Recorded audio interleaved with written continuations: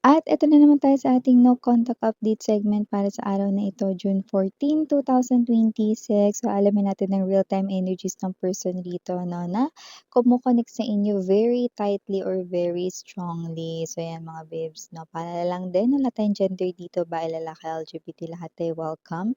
And kung hindi pa knows, meron pa po tayong isa pang channel link down below lang sa ating description box. If interested, just click that link para makarating kayo there na araw-araw ay nag-a-upload tayo ng collective readings for all signs doon. Yun nga 'no, wala tayo dito ng mga babes na, um, zodiac sign, okey, lahat yun ay mga hindi importante talaga 'no. Kasi nakita ko yung iba, "Anong zodiac sign niya Miss yan? Anong zodiac sign niya?" 'no. Kaya hindi ako nagbabanggit ng zodiac sign kasi hindi naman talaga yun importante, okey. Nagdadala lang yun ng kalituhan, okey. Kaya di ko yun binabanggit. Hindi importante ang zodiac sign, hindi importante ang religion, hindi importante ang, what's this, height, skin color, hindi rin importante yung what else, gender, 'yan, okey. 'Pag sinabing 'pag lumbas king, lalaki lang. 'Di ba magkakaroon na ng kalituhan sa lahat na hindi yun gano'n, okey. Kaya ang gusto ko ay mag-focus kayo sa koneksyon, mag-focus kayo 'no, sa inyo ritong, situations, gano'n, okey. So, Archangel Michael, thank you so much. Guardian Angels of Collective, can you please show me real time oh! Ang lakas nun 'no? 'Di pa tayo tapos sa pagsasalita 'no, nakuha na natin agad.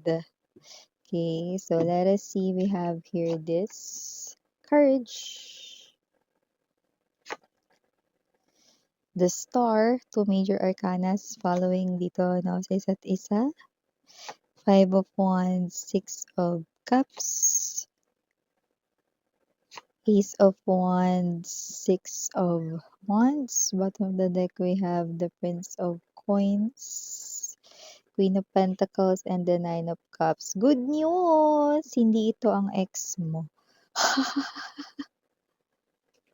Kung sino man itong energy na 'to, lumalabas po siya rito 'no, that this person right in here with the Six of Cups, Five of Wands, Courage, and the Ace of Wands, okay. This is someone here na nakatutulong ka sa kanyang pagmo-move on. So, kung sino man ito, nasa paligid mo na siya, puwedeng meron bang someone nakakalabas lang ng isang, pangit na relationship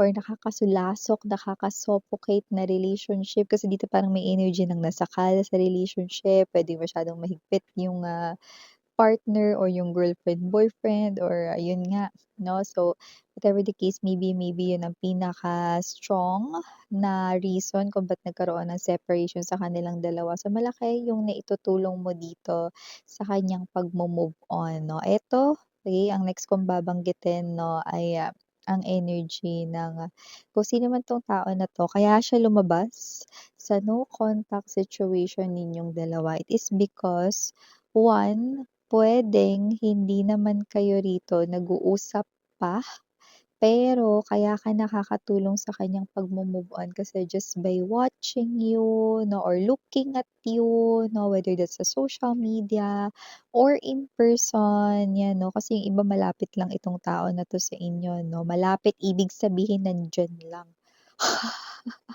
Pero yung iba puwedeng sa social media na kayo tinitingnan 'no, 'yan. Okay, nakita natin dito na nakaka-move on siya ng dahil sa iyo, 'yan 'no. At kung yung iba dito nakita ko nag-uusap kayo 'no, less talk ang nakalagay dito. So, ibig sabihin 'no, hindi pa kayo talaga close nitong tao na 'to 'no. Like let's say zero, less talk, 'yan 'no. Ibig sabihin zero to less talk 'no. Ibig sabihin parang kung katrabaho mo siya 'no, 'pag nakikita mo siya, "Hi, hello," ganyan 'no. So, puwedeng nasa kabilang department siya, hindi kayo yung close na nag-uusap talaga. Just take only what resonates. Binigyan ko lang kayo ng clue. okey? O kaya naman 'no, puwedeng itong person na 'to kapitbahay mo pero hindi naman kayo talaga nagkukuwentuhan, yung mga ganyan 'no, pero nakakatulong ka sa kanyang pagmo-move on. Yan nakikita ko ito masaya siya sa ngayon na nakikita niya kayo at kaya lumabas dito ang Ace of Wands at Six of Wands kasi may chance daw na okey, according to the guides may chance na kayong dalawa ay pagka nagkaroon ng koneksyon, mataas ang tsansang ito ay magtagumpay. Ayan, 'no, nakikita natin dito 'no, that you will unlock this person's door sa kanyang heart with the Prince of Pentacles energy and the Nine of Cups. Healing, 'no, yun ang nakikita natin dito. Okay, iba naman, puwedeng hindi naman recently nakaka-break or kakahiwalay lang 'no, para malinaw hindi kayo rebound, para lang malinaw, nakakatulong kayo sa pagmo-move on niya. Tsaka wala siyang plano na balikan kung sino man yung ex niya rito, kung kaka-break niya lang ba 'no, kahit na may natitira pang pagmamahal for that person, hahayaan niya yun na mawala at maglaho. Hindi kayo rebound dito, okey? Matino itong tao na 'to 'no, and nakikita natin dito that whoever this energy is, this is the person here 'no, na lumalabas na meron siyang magandang pag-uugali at nakikita natin dito that this person ay very gentle din, 'yan. So whatever the case may be, just take only what resonates 'no. But here, itong tao na 'to na ay nakikita ko as someone na hindi pa kayo close talaga. Okay, lalo na yung iba, hindi pa kayo rito nagkikita in person, you know. Pero gano'n na ka-strong at gano'n na kalakas yung kanya rito 'no, na kagustuhan na makilala ka once na matapos na siya sa kanyang pagmo-move on, ayan. So, ibig sabihin 'no, parang bumabalik yung sigla niya, sumasaya siya, nakikita niya lang yung iyong face, taray. Or kung ikaw naman 'no, ay puwedeng influencer, vlogger, or kahit hindi naman 'no, basta parang nagpo-post lang kayo sa reels, stories 'no, 'yan 'no. Isa siya sa mga, nagvo-view niyan or nakikita 'yang post ninyo. So, puwedeng napapasaya siya niyang post ninyo 'no, kung ano man 'yan 'no, na pino-post ninyo, ayan ang nakikita ko dito. Okay, mapa-selfie man 'yan or kung ano man 'yan, caption man 'yan, notes, whatever, happy siyang nakikita 'yan. Nakaka-contribute ka sa kanyang pagmo-move on. Pero etong tao na 'to 'no, ay nakikita ko rito 'no, na wala pang solid na feelings sa'yo. Pero mataas ang tsansa 'no, na kung hindi mo pa 'to kilala, makikipagkilala 'yan sa'yo 'pag okey na ang kanya ritong nararamdaman 'no. Bakit naman natin siya naka-gift ngayon, Miss, 'yan kung hindi pa pala siya kikilos, 'yan 'no. Mamadali ka? May lakad ka? 'Yan 'no. So, ibig sabihin lang nun, mataas ang kagustuhan niya na kahit ngayong araw pa lamang na ito, nakapagdesisyon na siya na ikaw ay kanyang kikilalanin, gano'n kalupit, ang lala ng kanyang energy pagdating dito sa kanyang desisyon na kilalanin ka once na makapag-move on. Nasaan na ba siya, Miss, 'yan do'n sa pagmo-move on niya, mga ilang percent na? Mainipin ka? Medyo malapit na siyang matapos doon. Like let's say kung sasabihin ko sa porsiyento 'no, ito ay, estimate lamang 'no, pero siyempre para may ideya kayo, nasa 75% na siya out of 100 completion, ng kanyang pagmo-move on. So konti na lang kumpara sa pagcha-charge ng battery ng cellphone, konti na lang, 'di ba?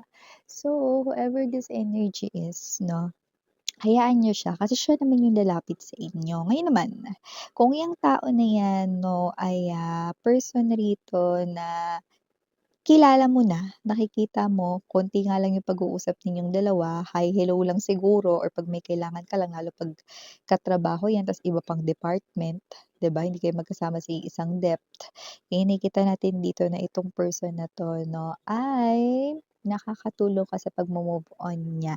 Whether siya naman dito ay kaka-break lang or matagal na rito na break, pero hindi ready to step in love. Hindi naman sa hindi siya gumagawa ng paraan kasi iniisip niya na baka saktan mo siya, hindi gano'n. It's just a matter of time kasi yung heart niya yung hindi pa talaga ready to fall pero nagko-cause ng healing kasi by just looking at you or just by hearing your voice, okay, this person here, for some reason, it heals him or her inside. Ibig sabihin you touch the very core of his or her heart, 'no? For some reason, 'di na kailangan ng mga ganyang betadine. 'Di pa ako endorser ng mga 'yan, kaya pero maganda yung betadine, simula pa lang noon, 'no? 'Yun na talaga yung, binibili namin, 'di ba? May endorse. Yun nga 'no, pero alam mo yun 'no, hindi na kailangan ng mga parang Band-Aid or kahit na anong mga gamot 'no, na ilalagay sa kanyang wounds 'no, kasi nakakatulong ka rito, ikaw na yung pinakagamot. Ay taray, 'di ba? So, nakikita natin dito that whoever this energy is, this person here ay eto yung kanyang pagpaplano. So, hindi siya ex mo, someone here na puwedeng nagmo-move on and finds it very healing to connect with someone like you. You are like someone here 'no, na parang iba yung dala mong ano, iba yung dala mong aura, iba yung dala mong energy to the point na dalang-dala siya rito 'no, sa iyong energy. So, with the Queen of Pentacles energy, hoping siya na kapagka gumawa na siya ng paraan, i-a-allow mo siya 'no, na sana, bigyan mo siya ng permission to get close to you, 'yan. And sana i-allow mo rin to get closer to you. So, gaano ba ka-close miss yan hanggang sa i-a-allow mo na rin siya na puwede kayong mag-kiss 'no, and yun na nga hanggang sa dumating yung time na ma-feel niyo yung love. Kasi ngayon pa lang kahit ganito na, alam niya na sa sarili niya 'no, na you are someone here who is special, okay. But this person's not into rush, okay. And nakikita ko 'no, na itong tao na 'to will not waste your time. Because I do see that for you, time is gold, right? Time is gold, and you do not want to deal with someone who is a player energy. This person here definitely, not a player energy.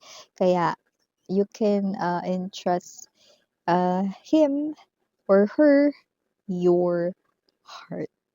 'Yan.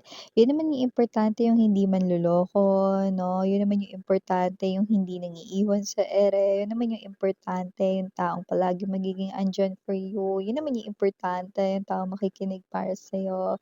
'Yun lang naman yung kailangan mo, 'di ba, sa sinasabi mo dito. Pero hindi pa naibigay ng mga ex mo. Hindi naman mga bingi yung mga ex mo 'no, pero ang titigas ng ulo at ang titigas ng mukha, yun, 'di ba? Yun ang problema sa mga ex mo. Pero yun nga nakikita natin dito, that whoever this energy is, this person right in here 'no, ay someone na willing to take action 'no, pero yun nga 'no, this person here, 'pag tapos na yung kanya ritong pagmo-move on, dun pa lang siya magsa-start, okey? I-prepare mo lang siguro yung sarili mo sa kilig. Dahil ipu-pursue niya kayo no matter what, 'yan. Naalala ko tuloy yung song na, "No matter what they tell us, no matter what they say." Alam mo 'yun? No matter what, I can't deny what I believe. Concert. Song lyrics, yes. Okay, because this person here believes you're special, ibig sabihin 'no, special yung nararamdaman niya for you. So, alam niya na may chance talagang tumawid ito sa love 'no, pero gusto niya ritong, bigyan ng daan yung kagalingan muna ng kanyang heart 'no, bago niya i-pursue ikaw. At least alam niya na ngayon, special ka sa kanya. C. So yeah, we have here capital letter P, capital letter N, capital letter Victory V, capital letter J, capital letter H, capital letter E, capital letter R, and capital letter C. For small letters, we have A, D, B as in boy, D as in dog, I.